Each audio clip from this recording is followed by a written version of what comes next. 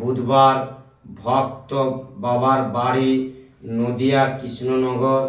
উনি আজ আমাকে দুপুরবেলা ফোন করেছিল, ঠাকুরমশাই আপনার মন্দিরে যে আমি মানত বেঁধার পর আমি মাকে মানসিক করে মাকে পুজো দেওয়ার পর আমার আজকে অনেক দিন আমি বাড়িতে বসেছিলি ঠাকুরমশাই, আজকে আমি ট্রেনের চাকরি আমার জয়েন লেটার এসেছে, আমি খুব খুশি।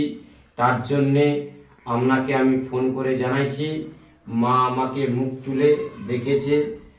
ভক্তদের উদ্দেশ্যে বলছি, অনেক ভক্তরা এইভাবে মাকে দর্শন করে অনেককে জয়লাভ করেছে।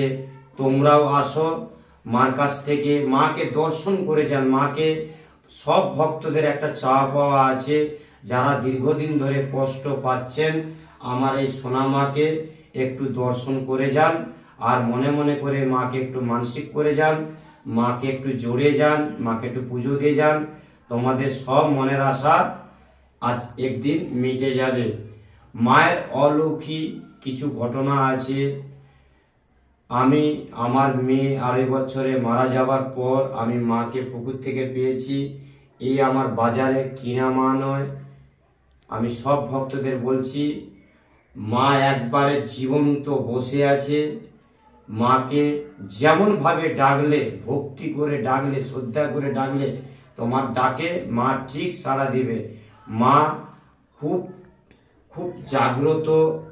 যত ভক্তরা আমাকে এই টিভি দেখে পুজো পাঠাইছে এবং আমাকে ফোন করে যে ঠাকুরমশাই আমি খুব খুশি। আমি সব ভক্তদের বলছি, যারা দীর্ঘদিন ধরে অসুখ বেসুখে ভুগছেন, তোমরা একবার বিশ্বাস করে মাকে দর্শন করে যান, মাকে মানত বেঁধে যান। এখানে একটি মনসা গাছ আছে এবং একটি ত্রিশূল আছে। ওই ত্রিশূলে মানত বেঁধে গেলে তোমাদের মনস্কামনা পূর্ণ হবে। মা খুব জাগ্রত। একবার বিশ্বাস করে মার কাছে আসুন, তারপর মায়ের লীলা বুঝতে পারবেন।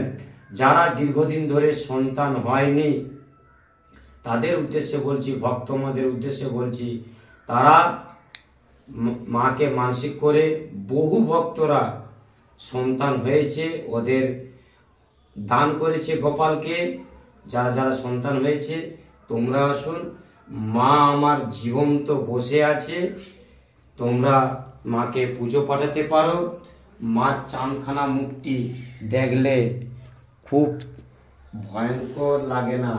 মায়ের হাসি মুখটা দেখুন, তোমাদের